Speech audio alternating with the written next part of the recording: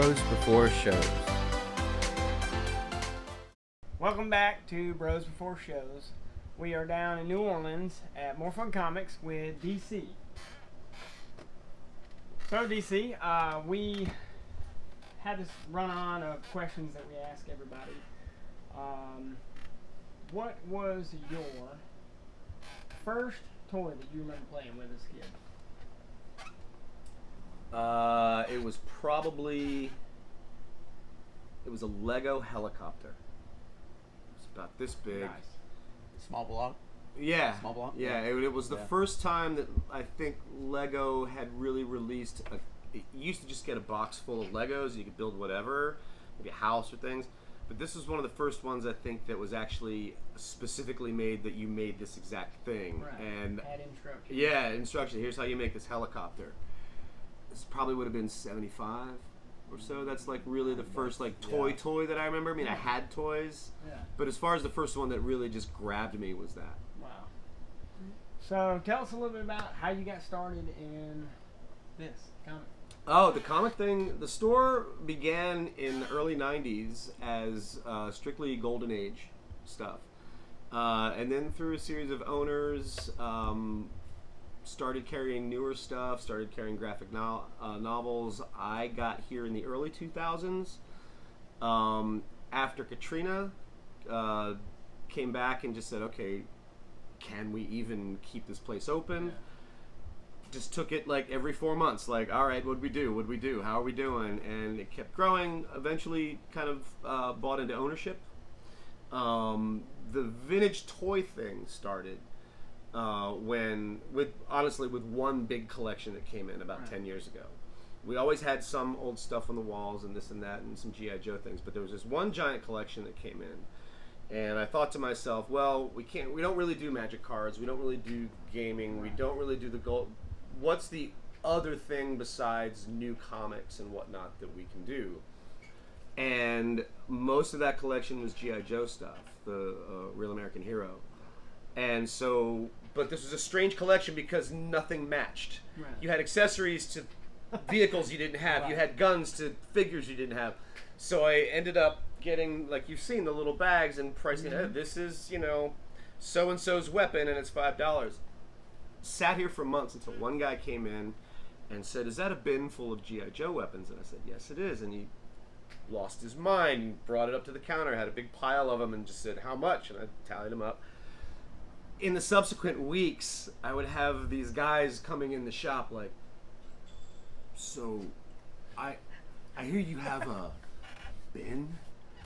I was like, you're looking for the Joe stuff, aren't you? So, word spread, and then, the sales from that enabled me to buy other collections and actually dedicate larger sections of the store to the vintage toys.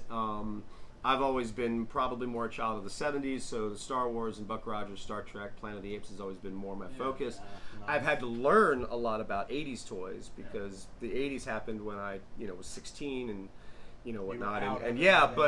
But learning about all that stuff, learning about like the later, like Thundercats and Transformers and things like that has been, this is just as fun and as cool. Yeah. It's just not as much part of my childhood as Star Wars, say, was. Right. But yeah, I was one of those in the 80s that went, wait, no, G.I. Joes are this big. Yeah, they're not tiny. Yeah.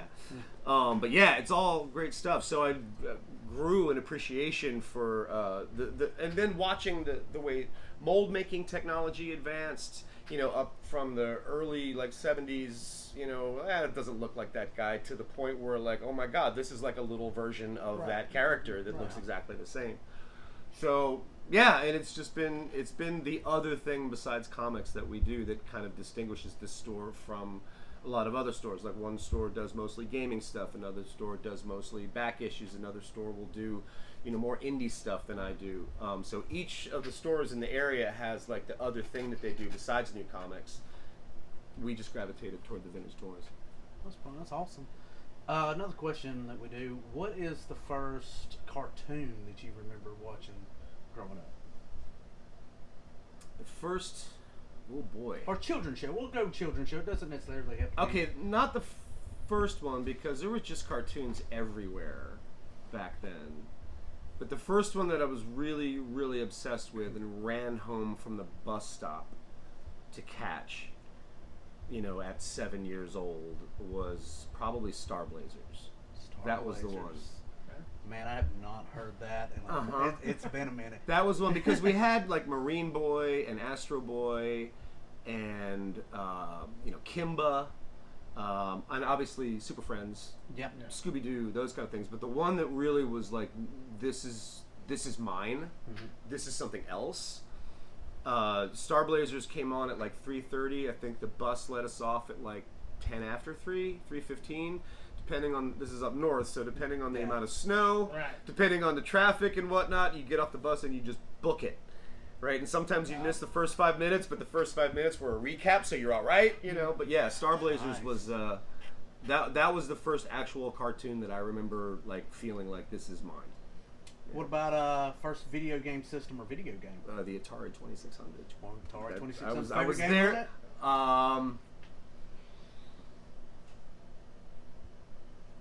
There's two, and one is an obvious one. It was Combat. Combat. The tank Yep. thing. The tank, yeah. And oddly, the second one, you're not going to believe this, that awful Superman the movie game. Because there was something very because it just goes forever. Yeah. That's supposed to be the sound of flying. Just white noise. White That's noise. all Just it is. and then you just go and it's buildings and what's that green dot? Is that supposed to be Lois Lane?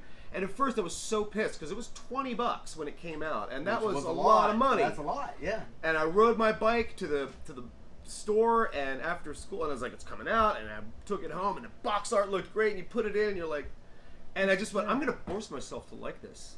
I worked hard for this, damn it. But then after a while, I started to like crave that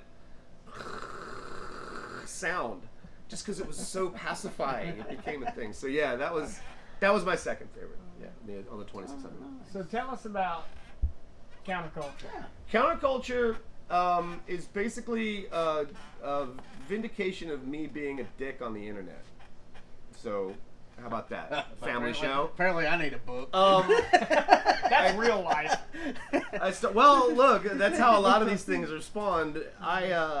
I started a thing a while back on the Facebook page for the store, More Fun Comics NOLA, called Customer to Me, where basically I was taking interactions that would happen in the store and replaying them in a script form. Customer to me, something. Meet a customer, something. And it turns out they were entertaining and people liked them, and I would get messages, I look forward to them, can you put them all in one place or whatever? And yeah, sure, okay. But then a friend of mine mentioned that he thought it would make an interesting comic, that it's actually scripted like a comic book script.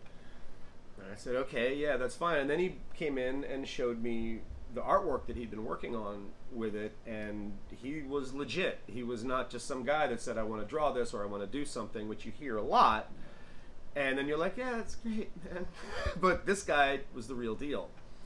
So throughout quarantine, when there was really not much else to do, he just kept working, and I went through and found all the old posts, put them into a PDF file, sent them off to him, and he just worked, and we did a Kickstarter last April, and when he got it all compiled, we have variant covers by some Jim Mahfood and Brendan Graham. And like he's just going nuts with it. And he tells me he's doing this, and I'm like, okay, man, how do you know these people? I just thought it was going to be a thing. And yeah, so we're now, like, we went to Houston last weekend. We'll be in Lafayette and I think maybe Shreveport and the New Orleans Comic Book Convention. He's got tables to promote it, and yeah, it's just a weird thing when you start seeing yourself rendered in someone else's artwork. Yeah. That's awesome. Yeah. So I take it number 2 will be coming out soon? Well, it took all of quarantine plus a year to get the first one out, so like it's going to be reliant on on a few other things. Maybe I should send them some from the messages I get about the gaming truck. There you go. They're bad sometimes. But that's the thing. It's like the script. Like things happen every day. It's just a matter of saying that could be in the book. Yeah. You have interactions with people all day long, every day, every minute. You know, like even if it's getting coffee or walking down the street. It's when the bell goes off and you're like, how can I turn this into something that's entertaining, at least? Very cool. But it's mostly just me being a jerk. Was there anything else you'd like to add? Nothing specific other than thanks for having me, and We thanks for appreciate coming it. here, Appreciate it. and this is a gas, man. We appreciate you let us dig through your stuff you got, man. Well, that's, if I can say anything about the store, is like that's one of the things that also distinguishes us, is that like most of the time you go to a lot of comic book stores, and I travel around a bunch and I see other stores, and I always try to check them out, and there's a certain sterility that I find as a trend in some shops. I mean, not that I'm justifying the filth in this place, but you know, the act of digging through bins, the act of like maybe so surprising and finding something. It's been said many times how the internet has stripped us of the idea. Yeah. You search for what you want, there it is, that's what you get. Right. And Instant gratification. right, and then the first time Amazon said, based on your sales, you might like this, and you lost your mind, what they were doing actually was trying to sort of introduce the idea of like, yeah, but look at all the other stuff that's around. You were looking for this album, CD, whatever it is, but look at the other stuff that's around it. Like, you'll find that too. Not that Amazon isn't insidious as hell, but it, you know. But anyway, but that idea of being able to dig around and then come up and say like, hey, I found this, doesn't have a price on it. What would you do on this? And then working that out. That's becoming a lost cause almost, but I do find more often than not that the people that come in here appreciate that about this store. It's not often that I find certain things that I collect, and you had a whole bin of them. Well, And you I just was- walked up and said how and much I- for the whole and bin. I bought the whole bin. You didn't even dig. You I just said I want it all. I dug through a little bit, and I said, yeah. I'm gonna quit looking and Okay. just Just, take it all. I'll just take it home and sort through it later. Yeah, that's fun too. Yeah. That's the other thing, you know. Yeah, it is. It's Yeah, there's some stuff that's been curated in here, and there's a lot of things that are just sort of waiting for me to get to. So, and if you come across Well, some of that stuff, then absolutely. you have a lot to go through. Yeah, there's a lot. Like I said, the store's been here for 30 years. It's had time to sort of curate itself, and some people will say ferment, but yeah, there's It like doesn't have that bad. Like, it doesn't have that bad. I mean, today we've went to a few stores today, and I have really, really enjoyed being in here. Like, Cheers. I've not stopped looking at stuff, and some things I didn't even know that they had. Scotty had pointed out, he's like, Twinkie, here, come over here. And get this." So, Thanks, Scotty. Yeah. But it's, man, we love stores like this. We wish that there was more stores like this. There used to be. Anytime that we go to a little antique store or anything like that, the first thing he does is starts looking for a bin to dig through. Yeah. And, you know. Oh yeah, I love it. absolutely. I mean, I've dug through just about every bin you've got in here. There's more coming out. Trust me. There's more than what you see. Well, it keeps us coming back. So. Yeah. Somebody once told me that the store has no bottom, and I'm learning that every day. We don't mind. I don't mind at all. There you go. Don't. Well, I look forward to seeing you all again.